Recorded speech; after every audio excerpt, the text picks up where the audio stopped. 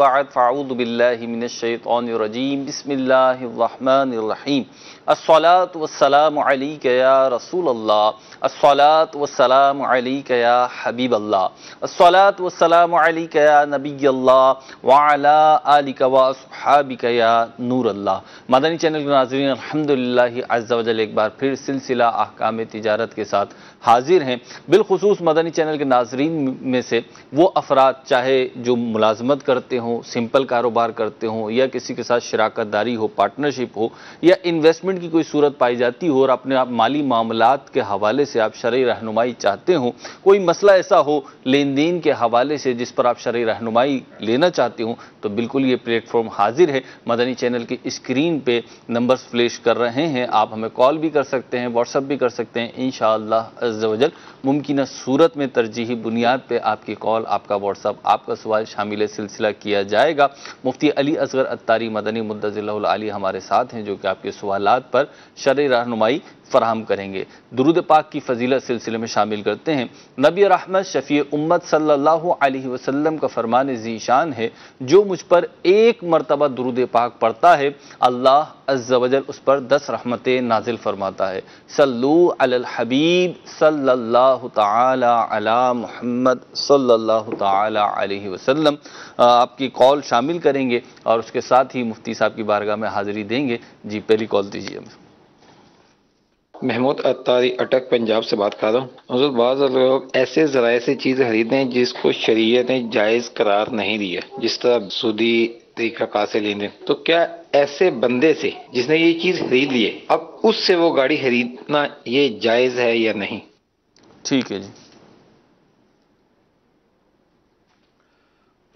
الحمدللہ رب العالمین والصلاة والسلام علی سید الانبیاء والمرسلین، اما بعد فاعوذ باللہ من الشیطان الرجیم، بسم اللہ الرحمن الرحیم۔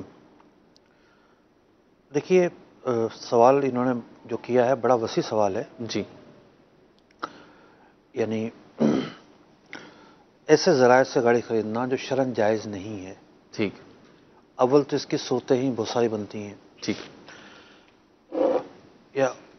یعنی ایک تو ہے عقد فاسد کی صورت۔ ٹھیک ہے عقد فاسد کی جو صورت ہوتی ہے اس میں فریقین پر یہ لازم ہوتا ہے کہ معاہدہ کینسل کریں، ٹھیک اور معاہدہ کینسل کرنے کے بعد پھر یہ نیا ایگریمنٹ کریں، نیا معاہدہ کریں، یا نہ کرنا چاہیں تو نہ کریں، ٹھیک ہے جو شرعی طور پر غلطی پائی گئی اسے دور کریں، ٹھیک ہے یہ لکھا ہوتا ہے۔ صحیح۔ اور جس نے نفع حاصل کیا ہے، جس نے بیچی ہے، جی جس نے اگر نفع حاصل کیا ہے تو وہ نفع اس کے لیے حلال نہیں ہوتا۔ ٹھیک یہ بات جو ہے فقہاء نے بیان فرمائی ہے۔ ٹھیک لیکن یہ ہے کہ ایسی چیزوں سے ملکیت حاصل ہو جاتی ہے، صحیح یعنی جس نے شے خریدی ہے جی تو جو پروڈکٹ خریدی گئی یا جو چیز خریدی گئی ٹھیک وہ ملکیت میں آ جاتی ہے، ٹھیک ہے اور اس کی بہتر صورت تو وہی ہے جو فقہاء نے بیان کی ہے کہ اعتراض کیا جائے، لیکن یہ جو چیز ہے یہ مملوک ہی کہلائے گی۔ ٹھیک ہے، ملکیت میں آ گئی اب۔ جی ٹھیک ہے، مطلب پھر آگے بھی فروخت کر سکتا ہے یہ؟ دیکھیں جو پہلی جو صورت ہے کہ فروخت نہ کرنے والی، جی وہ تو یہ ہے کہ وہ معاہدہ ہی ختم کیا جائے، ٹھیک ہے اور اگر فروخت کرے گا تو اب جو نفع کمائے گا وہ حرام نہیں کہلائے گا۔ ٹھیک ہے، اگلی کال دیجیے۔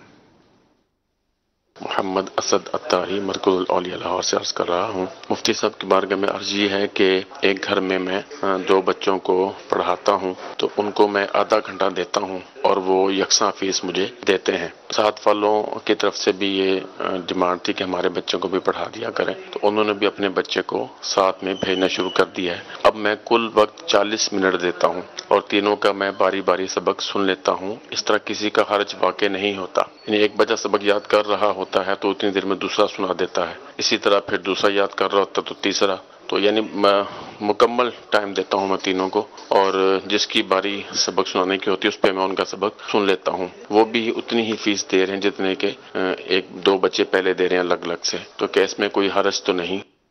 ٹھیک ہے جی۔ دیکھیے یہ صورت تو بڑی آسان ہے، لیکن کئی چیزیں سوال طلب ہیں۔ ٹھیک ہے پہلی چیز تو یہ ہے جو سوال طلب ہے جی کہ یہ کسی کا گھر یوز کر رہے ہیں، ٹھیک ہے کسی اور کے بچے پڑھانے کے لیے کسی اور کا گھر یوز کر رہے ہیں. جی اچھا، اب پہلے سے جو معاہدہ تھا 30 منٹ جی بچوں کو پڑھانے کا، بہرحال پہلے والوں کا یہی خواہش ہوگی کہ ہمارے بچوں کو سیپریٹ ٹائم دیا جائے انفرادی طور پر. انفرادی طور پر. ٹھیک ہے، انڈیویجول فوکس کیا جائے. پہلے جو معاہدہ تھا یہ معاہدہ رینیو کرنے جا رہے ہیں. ٹھیک ہے، رینیو کرنے کی گنجائش موجود ہے، صحیح. لیکن جو پہلے والے افراد ہیں وہ اجازت دیں تو کوئی حرج نہیں ہے. ٹھیک ہے، ان کے مکان میں پڑھا رہے ہیں، وہ اجازت دیں تو کوئی حرج نہیں ہے. ٹھیک ہے. اسی طریقے سے جو نئے بچے ایڈ ہوئے ہیں ان کو یہ بتانا کہ جی میں ٹوٹل 40 منٹ ان 4 بچوں پر صرف کروں گا، وہ اس پر راضی ہوں تو کوئی حرج نہیں ہے.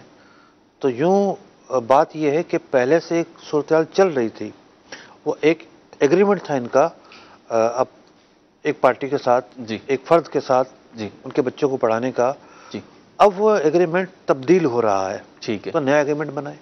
ٹھیک ہے. مطلب عام طور پر کوئی لکھا ایگریمنٹ تو نہیں بنتا. ٹھیک ہے. ایگریمنٹ معاہدے کو کہتے ہیں. جی. تو اب یہ دونوں سے بات چیت کر کے اتفاق پیدا کریں. ٹھیک ہے.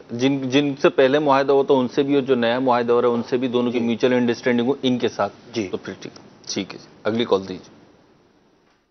احکام تجارت میں مفتی صاحب کی بارگاہ میں سوال عرض ہے کہ باہر ملک میں اسٹور پہ کام کرنا کیسا ہے، جبکہ اس اسٹور پہ حلال و حرام دونوں چیزیں خرید و فروخت ہوتی ہیں. ٹھیک ہے جی. دیکھیں ان کا کام کیا ہے وہاں پر، اصل چیز تو یہ ہے نا، اپنے کام کی نوعیت. یہ وہاں کیا کر رہے ہیں. ٹھیک. اگر ان کا کام جو ہے وہ حرام چیزوں سے بھی متعلق ہے تو ان کو اجازت نہیں ملے گی. ان کا کام ان سے متعلق نہیں ہے براہ راست. ٹھیک ہے. تو ایک جداگانہ صورت ہے. ٹھیک ہے، یہ وضاحت کر دیں. جی ٹھیک ہے، یہ وضاحت فرمائیں کہ آپ کام کی نوعیت کیا ہے، تو انشاءاللہ عز و جل پھر اس کا جواب مزید تفصیل کے ساتھ مفتی صاحب بیان فرمائیں گے. اگلی کال دیجیے. مفتی صاحب کی بارگاہ میں سوال عرض ہے، ایک شخص کے 2 جانور ہیں جن کی مالیت 80 ہزار ہے. دوسرا شخص یہ کہتا ہے کہ مجھے یہ جانور دے دو، میں تمہیں قربانی کے وقت 1 لاکھ ان کے عوض دے دوں گا. کیا ایسا کرنا جائز ہے؟ مجھے کیا دے دو؟ 2 جانور ہیں جن کی ابھی ریسنٹ ویلیو جو ہے وہ 80 ہزار ہے. ٹھیک ہے. ایک شخص کہہ رہا ہے کہ دونوں جانور مجھے دے دو، اور جب قربانی کا ایام آئیں گے تو اس وقت میں تمہیں 1 لاکھ روپے ان کے دے دوں گا. تو دوسرے الفاظ میں معاملہ یہ ہے نا کہ ادھار سودا ہوا ہے. جی. اور ادائیگی کی جو مدت ہے وہ موسم قربانی جی. قرار پایا ہے. جی. اب ایک تیسری بات بھی ہے جی. جو ہڈن ہے. ٹھیک ہے. واضح نہیں ہے. یہ جانور قربانی تک پالے گا کون؟ اگر تو خریدنے والا پال رہا ہے تو کوئی حرج نہیں ہے. ٹھیک ہے. اور اگر وہ سامنے والے پر شرط لگا رہا ہے آپ ہی اسے پالو گے. ٹھیک ہے، یہ جانور میں نے منتخب کر لیا، اب تم ان کی پرورش کرو. جانور خرید لیے میں نے اس شرط پہ کہ پالو گے بھی اب تم. ٹھیک ہے. تو یہ ایک جداگانہ شرط کو سودے کے ساتھ لاحق کرنا ہے، ایک ایسی شرط عقد جس کا تقاضا نہیں کرتا. ٹھیک ہے. اور نہ ہی اس کا عرف ہے. ٹھیک ہے. تو یہ شرط ایسے لگانا درست نہیں ہوگا.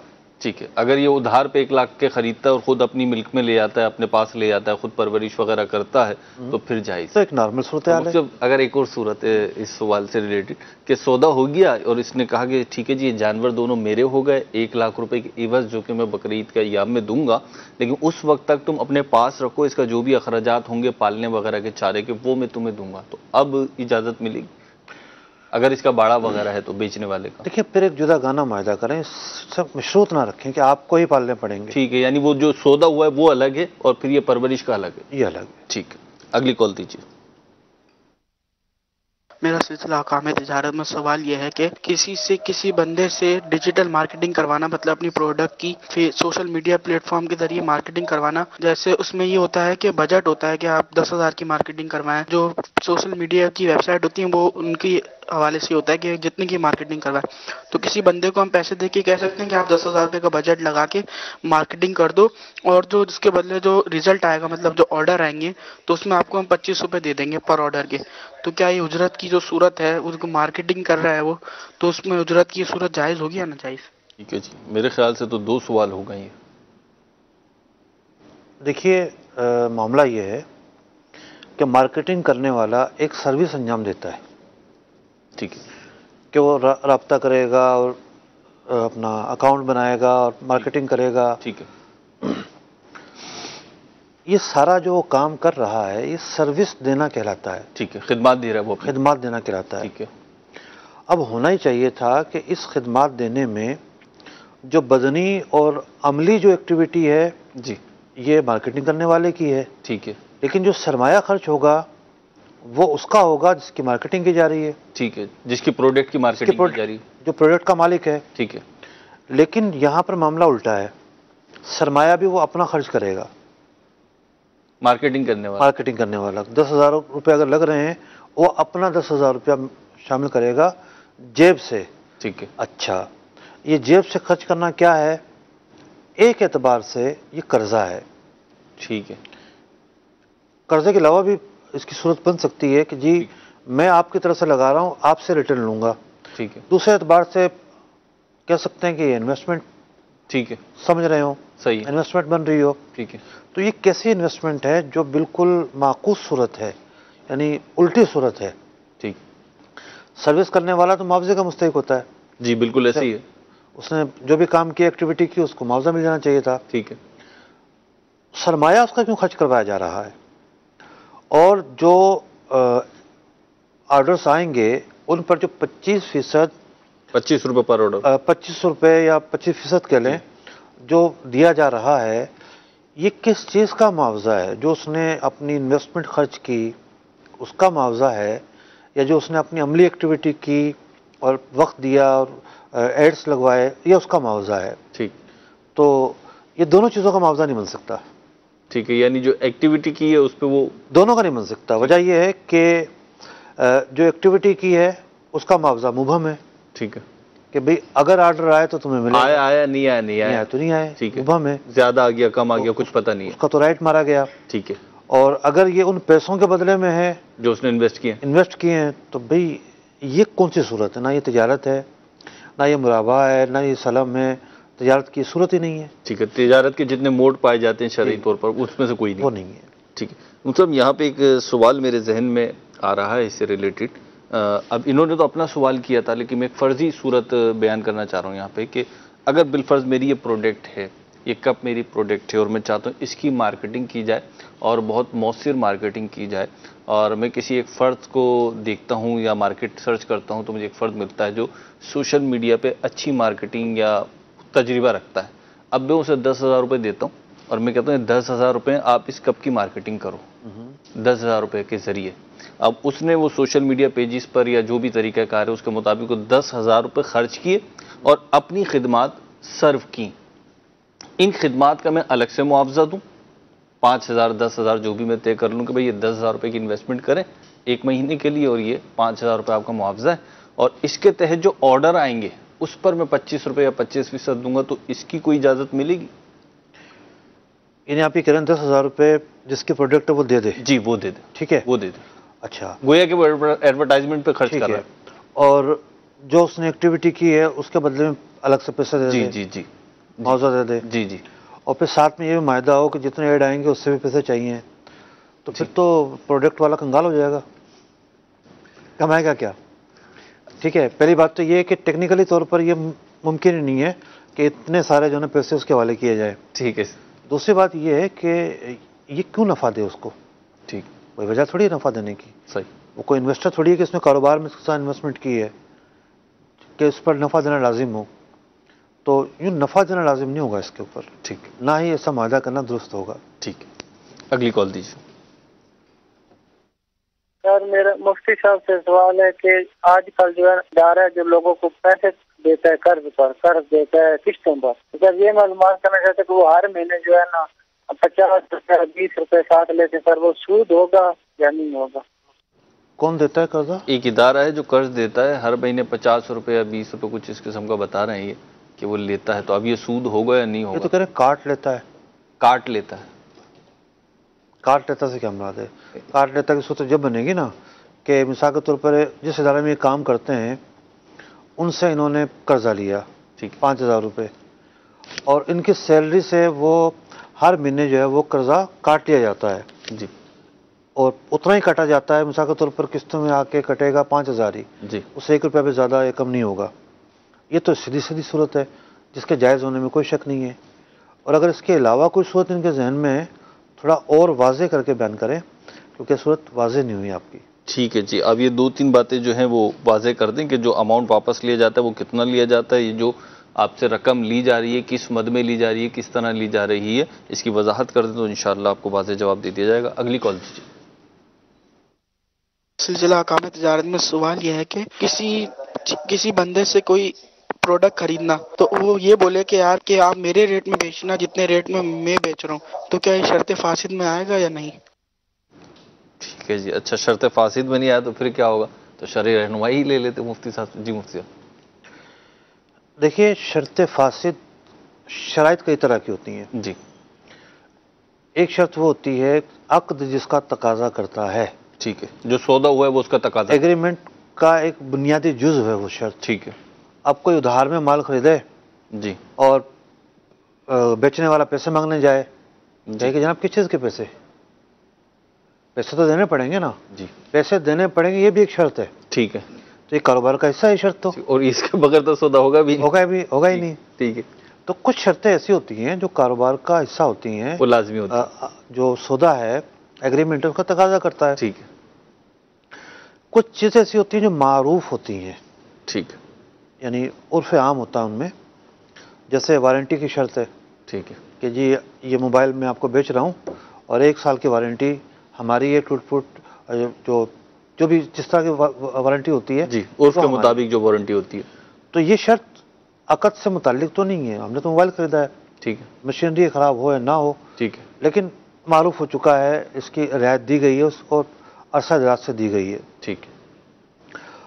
اب جو ریٹ والی جو بات ہے کہ بھئی اس ریٹ پر آپ کو بیچنا ہے, بہت سارے پروڈکٹس کے اندر یہ شرط معروف ہے. جیسے آپ گھی, تیل اور اس طرح کے جو آئٹم ہیں, گروسری آئٹم, جی, اس کے اندر جو کمپنیاں ہوتی ہیں وہ کمپنیاں نہیں چاہتی کہ ہمارے گاہک خراب ہوں. ٹھیک ہے. ان کا ایک اسٹینڈرڈ ریٹ ہوتا ہے. اسٹینڈرڈ ریٹ ہوتا ہے. ٹھیک ہے. ان کو مارکیٹنگ کرنی ہوتی ہے, دوسری کمپنیوں پر سبقت لے جانا ہوتا ہے. تو وہ جو نفع ہوتا ہے وہ دیتی ہیں, اپنے تمام افراد کو دیتی ہیں. یعنی ایک مال چلتا ہے اپنا, جو ان کا ڈسٹریبیوٹر ہوتا ہے اس تک چلتا ہے یہ مال, اس تک چلنے کے بعد یہ مال جو ہے وہ آگے ہول سیلر تک چلتا ہے, ہول سیلر کے بعد یہ مال ریٹیلر تک چلتا ہے. ہر فرد کو یہ نفع دیا جا رہا ہوتا ہے. ریٹ اسٹینڈرڈ ہوتے ہیں کہ جی یہ صابن ہے, یہ گھی ہے, یہ تیل ہے, یہ اتنے کا بکے گا. قیمت بھی لکھی ہوتی ہے. جی بالکل ایسے ہی. اور اس سے زیادہ بیچنے کی عام طور پہ اجازت نہیں ہوتی. جی. اس شرط کو تو فاسد نہیں کہیں گے. ٹھیک ہے. کہ یہاں ایک معروف صورت موجود ہے. ٹھیک ہے. لیکن اگر کوئی شخص, یہ تو اتنی معروف ہے نا کہ بعض چیزیں ایسی ہیں کہ اگر وہ اس سے ریٹ سے اوپر بیچی جائیں, بڑھا کر بیچی جائیں, تو ایک قانونی کارروائی بھی ہوتی ہے اگر پاکستان کے تناظر پر بات کریں تو. اور دوسری جو چیز ہے کہ جناب کسی ایسی پروڈکٹ کو آپ لے کر آئے ہیں جہاں اس طرح کا معاملہ نہیں ہے, تو وہاں اغراض دیکھے جائیں گے کہ کیوں ایسی شرط لگائی گئی ہے. ٹھیک ہے. تو ان اغراض کو دیکھ کے کس چیز کی ڈیلنگ ہو رہی ہے, ٹھیک ہے, کیا خریدا گیا, کیا بیچا گیا, اس کے بعد ہی کچھ بتایا جا سکتا ہے. ٹھیک. اچھا مفتی, جو آپ نے جیسے ابھی یہ تفصیل بیان کی ہے ان چیزوں کے جن کے ریٹ فکس ہیں, تو ان کو اوپر قیمت پہ تو نہیں بیچ سکتے. مثال کے طور پہ ایک, نہیں دیکھیں, اوپر قیمت پر نہیں بیچ سکتے یہ میں نے بیان نہیں کیا. جی. اوپر قیمت پہ بیچ سکتے ہیں. ٹھیک ہے. دکاندار کی چاہے وہ کی مرضی, وہ چاہے 1000 کی بیچے. ٹھیک ہے, لیکن وہ کمپنیاں نہیں چاہتی. سودا ہوتے وقت شرط لگانا, جی, اس شرط لگانے کو فاسد کہیں گے یا نہیں کہیں گے؟ ٹھیک ہے, میں نے اس کا جواب دیا ہے. ٹھیک ہے, فاسد نہیں کہیں گے. ٹھیک. اگلی کال دیجیے. محمد فاروق عطاری. مجھ سے ایک اسلامی بھائی نے مسئلہ پوچھا تھا کہ ہم مصالحے وغیرہ کا کاروبار کرتے ہیں, دھنیا کاٹا, مرچی کاٹا, اس طرح کا آٹے وغیرہ کا. تو وہ بتاتے ہیں کہ اگر ہم ورجنل یعنی پیور بیچیں گے تو ہمیں اتنا نفع نہیں ملے گا, لوگ اتنا نفع نہیں دیں گے, اس لیے ہم اس میں چاول یا دیگر چیزیں اس میں پیس کر ملاتے ہیں جس سے ہمارا نفع حاصل ہوتا ہے. تو اس طرح بیچنا کیسا ہے؟ اللہ, ہاں اس کے اوپر لکھ دیں کہ جی یہ ملاوٹ شدہ مسالہ ہے. آپ غور کر لیں ذرا کہ آپ کے اندر اتنی ہمت ہے, جس نے بھی مسئلہ پوچھا ہے آپ سے, کہ وہ یہ لکھ سکے کہ جی یہ ملاوٹ شدہ مسالہ ہے. اگر وہ یہ نہیں لکھ سکتا تو لا محالہ یہ دھوکہ دہی ہے. یعنی جو چیز کہہ کے بیچی ہے وہ چیز نہیں ہے. اس میں کچھ اور چیزیں بھی شامل کی ہیں. تو دھوکہ دینا اسی کو کہتے ہیں. تو یہ نجش ہے, دھوکہ دینا ہے, ضرر ہے, اور یعنی غرر ہے. غرر تو ہے ہی ہے, لیکن غرر کے ساتھ ساتھ ضرر بھی ہے. اب جو سائیڈ ایفیکٹس آتے ہیں, اور ہے بھی غذا کا معاملہ. غذا کا معاملہ ہے, اور نہ جانے کیا کیا چیزیں ملائی جاتی ہیں وزن بڑھانے کے لیے اور حجم بڑھانے کے لیے. تو اپنے نفع کو دیکھنا یہ کیا ہے, ہوس خواہش پرستی ہے جی. کہ صرف ہمیں فائدہ ہو, دنیا کو چاہے جو مرضی نقصان ہو جائے. جب اس جو چیز ملائی جا رہی ہے بالفرض وہ بے ضرر بھی ہو, اگر ہم سپوز کر لیتے ہیں کہ جو چیز ملائی جا رہی ہے وہ خود نقصان دہ نہیں ہے, جیسے گوشت میں پانی ملا دیتے ہیں, مجھے تو نہیں پتا کہ وہ میڈیکلی جو ہے وہ کیا ایفیکٹ ڈالتا ہے, لیکن پانی تو بے ضرر ہی ہوتا ہے ظاہری اعتبار سے, تو بھی تو مذمت ہے نا. دیکھیں میں نے ایک لفظ استعمال نہیں کیا, میں نے پہلا لفظ کہا ہے دھوکہ ہے. جی. آپ قیمت لے رہے ہیں گوشت کی, جی, اور اس میں پانی ڈال کے پانی کا جو آدھا کلو وزن ہو گیا ہے, اور کم از کم وہ 1 پاؤ رہ گیا اس میں, جی 5 کلو میں تو 1 پاؤ کم از کم پانی بن جائے گا. ٹھیک ہے. تو آپ نے اس چیز کا اضافہ کیا ہے جس کی یہ قیمت نہیں ہے جو آپ لے رہے ہیں. ٹھیک ہے. اب مسالہ تو سب سے مہنگا آئٹم ہے. بالکل, یعنی 200 روپے کا 100 گرام, 400 روپے کا 100 گرام, ایسا ہے. فوڈس کے اندر ایک مہنگا ترین آئٹم جی بالکل مسالہ ہے, بالکل ایسے ہی, جو 1000-1200 روپے کلو کا کم از کم ملے گا جا کر. جی. تو اس کے اندر آپ جب اور چیزیں ڈالیں گے جو 150 روپے کلو ہے, جی تو لامحالہ آپ نے اس چیز کے پیسے لے کر وہ چیز نہیں دی, مہنگی چیز کا پیسہ لیا اور اس کے اندر ہلکی چیزیں ڈال کر دی. ٹھیک ہے. اب مفتی صاحب یہاں پہ بات یہ ہے کہ شرعی جواب تو آپ نے دے دیا, میں چاہوں گا کہ تھوڑی سی جو ہے نا اس طرف بھی وضاحت ہو, کیونکہ مارکیٹنگ کی ہے, کاروبار کیا ہے, تو یہ تجربات ہوئے ہیں. ایک کسٹمر جو ہے نا اس کی اپنی ایک سائیکی ہوتی ہے, اس کو اس سے غرض نہیں ہوتی مجھے کیا چیز مل رہی ہے. میں آپ کو ایک موٹی سی مثال دوں, مدنی چینل کے ناظرین, آپ کے لیے بھی مفتی صاحب سے تو رہنمائی لے رہا ہوں جو آپ کو بھی ملے گی. سپوز کر لیتے ہیں ہم آج کے دن 22 کیرٹ کا سونا 50,000 روپے تولہ ہے, اور آج ہی کے دن ایک دکاندار 1 تولے کا زیور یہ کہہ کر بیچ رہا ہے کہ 22 کیرٹ کا ہے اور میں آپ کو 40,000 کا دے رہا ہوں, اور کسٹمر وہاں سے خرید رہا ہے یہ سمجھ کے کہ 22 کیرٹ کا ہے. تو اب یہ لاجیکل تو بات نہیں ہے, لیکن بات یہ یہاں پہ کیا کسٹمر کی کوئی ذمہ داری نہیں بنتی؟ جو دکاندار ہے یا جو دھوکہ دے رہا ہے اس کو تو آپ نے مدنی پھول دی ہے, بالکل درست ہے. دیکھیے آلو پیاز ایسے آئٹم ہے جی جو کسٹمر روزانہ خریدتا ہے. ٹھیک ہے. ٹھیک ہے, وہ ایک نہیں دوسری دکان پہ چلا جاتا ہے. ٹھیک ہے. گھی تیل ایسے آئٹم ہے جو روزانہ خریدتا ہے. ٹھیک ہے. یہ ڈیفرنٹ جو آئٹم ہوتے ہیں, کسٹمر کوئی سائنسدان تو ہے نہیں کہ جو ان کے تجزیہ کرنا جانتا ہو, لیبارٹری ٹیسٹ کرنا جانتا ہو, یا وہ مارکیٹ کا ایکسپرٹ ہو. لوگ بیچارے روزی روٹی کمانے کے لیے صبح شام محنت کر رہے ہوتے ہیں, تھکے آ رہے گھر آتے ہیں, سودا سلو خریدنے جاتے ہیں, یا تھوڑے سے پیسے جمع ہوتے ہیں, کوئی مہنگی چیز خریدنے جاتے ہیں. مارکیٹ کے اندر ہزاروں کیا لاکھوں چیزیں موجود ہیں. ٹھیک ہے. کس چیز کے اندر دھوکہ دیا گیا, کس چیز کے اندر دکاندار کیا کر رہا ہے, اچھے سے اچھا آدمی جو ہے وہ مار کھا جاتا ہے. جی. تو کسٹمر تو ایک طرح سے جو سمجھے گائے ہیں. ٹھیک ہے. وہ کچھ پتہ ہی نہیں ہے. ٹھیک ہے. اور دکاندار اسی وجہ سے چونا لگا رہے ہوتے ہیں. اس کی جو سادہ لوہی ہے, جی, اس کی جو اس کو نالج کا نہ ہونا ہے, جی, دھوکہ کس انداز میں دیا جا رہا ہے, جی, اس سے واقفیت جو نہ ہونا ہے, یہی تو وہ اسباب ہیں جس کی وجہ سے دکاندار دھوکہ دیتے ہیں. اب ہر آدمی جو ہے وہ ایکسپرٹ ہو جائے اور ہر مارکیٹ کے بارے میں ایکسپرٹ ہو جائے, ممکن ہی نہیں ہے. تو ٹھیک, دکاندار پر دیانت آتی ہے, وہ جواب دہ ہوگا. اگر کوئی دھوکہ کھا گیا, جی, پتہ نہیں چلا, تو اس پر کیا گرفت ہوگی؟ ٹھیک ہے. آخرت میں بھی کوئی اس پہ تو بیچارے کوئی گرفت نہیں ہے. گرفت تو اس پر دھوکہ دیا ہے. بلکہ ہو سکتا ہے اس کی چاندی ہو جائے جس نے دھوکہ کھایا, ہو سکتا ہے کہ اس کی چاندی ہو جائے کہ اس کو, تو کیونکہ اس کا حق تو اس کے اوپر آ گیا لازم. اللہ تعالیٰ ہمیں جو ہے وہ رزق حلال کمانے کی توفیق عطا فرمائے, اور مال کی حرص جو ہے نا یہ اس طرف لے جاتی ہے. اللہ ہمیں بچنے کی توفیق عطا فرمائے. اگلی کال دیجیے. حضور مفتی صاحب, میرا سوال یہ ہے کہ ابھی جو زیرو انٹرسٹ پہ یہاں پر جو چیزیں مل رہی ہے, تو لوگ جو ہے 0% پر موبائل وغیرہ خرید لیتے ہیں اور یوں ماہانہ اس کا EMI بھرتے ہیں. تو اب بعض لوگ جو ہے ہمارے پاس, مطلب میری شاپ ہے اور یہاں پر وہ لوگ آتے ہیں اور کہتے ہیں کہ ہمیں جو ہے ہمارا لون بھرنا ہے, آپ بھر دیجئے.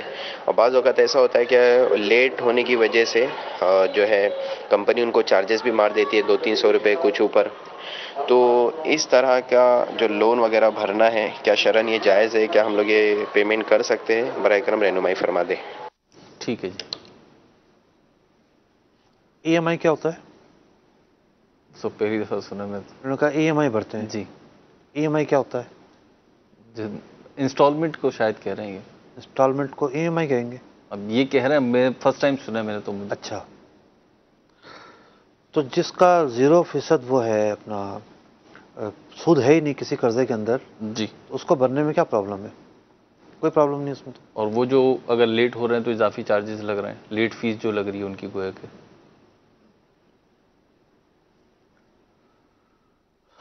غور طلب مسئلہ ہے یہ. ٹھیک ہے جی. اگلی کال دیجیے.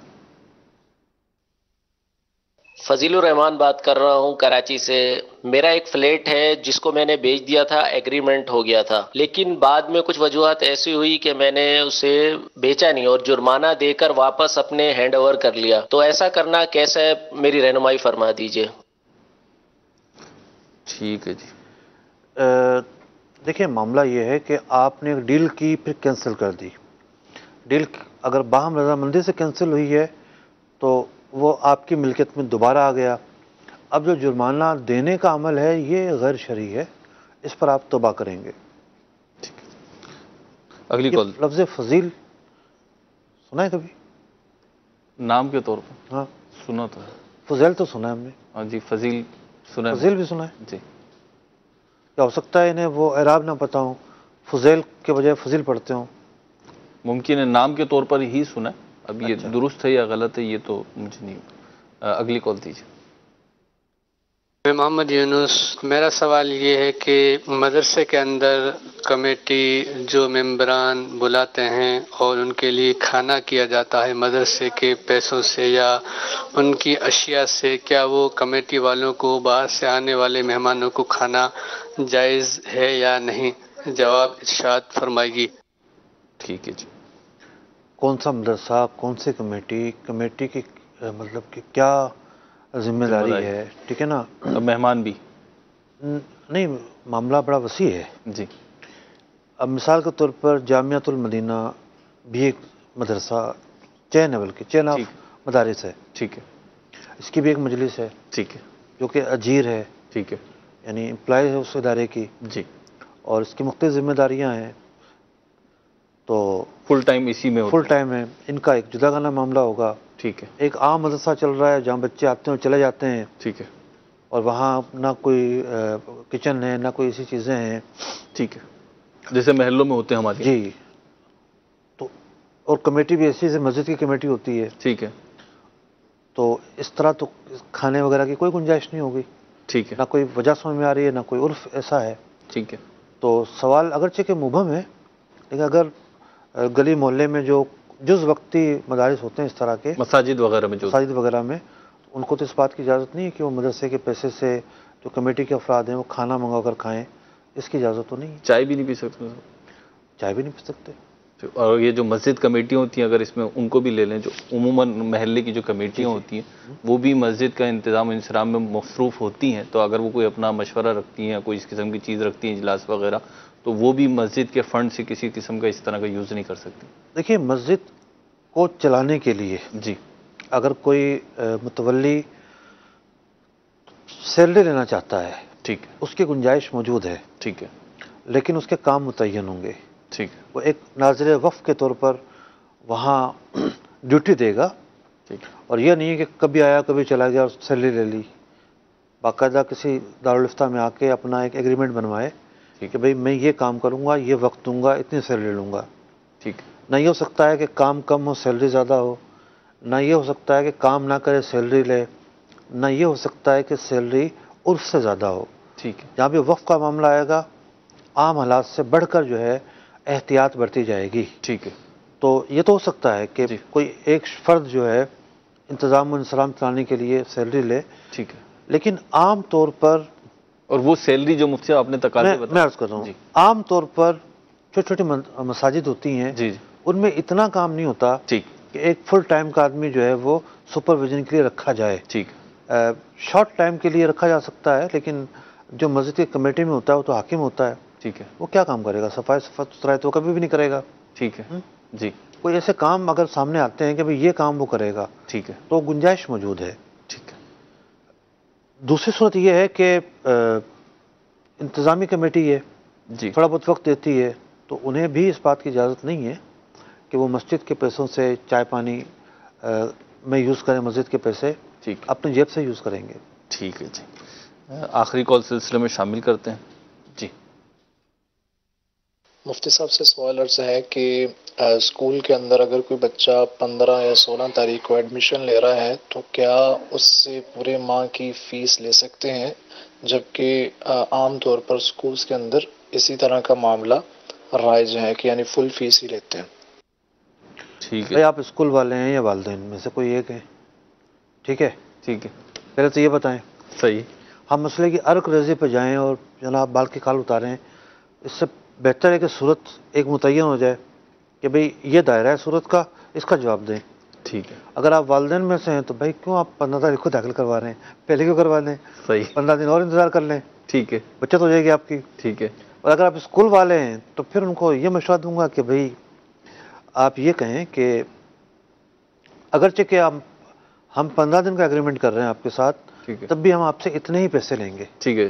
اور یہ کیس تو مطلب ایسا ہے نہیں کوئی سینکڑوں کی تعداد میں آ رہا ہے.